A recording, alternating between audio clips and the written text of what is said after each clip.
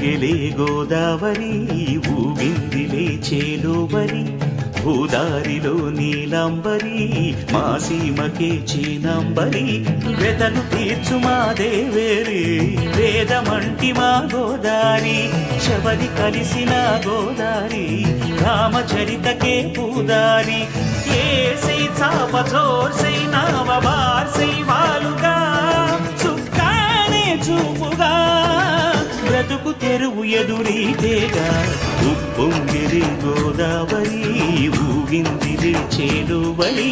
గోదావరి ప్రవాహం అంతా కూడా మహర్షులతో నిండిపోయినటువంటి క్షేత్రాలు. ప్రత్యేకించి గౌతముడి యొక్క స్పర్శ ఎక్కువగా ఉన్నది ఎక్కడ అంటే కరీంనగర్ జిల్లాలో ఉన్నటువంటి ప్రాంతంలోనే గౌతమ మహర్షి గోదావరి ఒడ్డున చాలా కాలం ఆశ్రమ నిర్మాణం చేసుకుని తపస్సు చేసుకున్నట్టుగా కూడా చారిత్రక సాక్ష్యాలు కనపడతాయి. మంథని అని ఒక గ్రామం, చూడడానికి చిన్న గ్రామం, కానీ ఎప్పుడైనా మంథని మాత్రం వెళ్ళి తీరాలి మీరు. మంథని వెళ్ళకపోతే మాత్రం ఏదో దోషం చేసినట్టే. అసలు చూసి తీరాలి. అక్కడ లక్ష్మీదేవి వెలిసింది. ఎంత చమత్కారంగా ఉంటుందో తెలుసా దేవాలయం.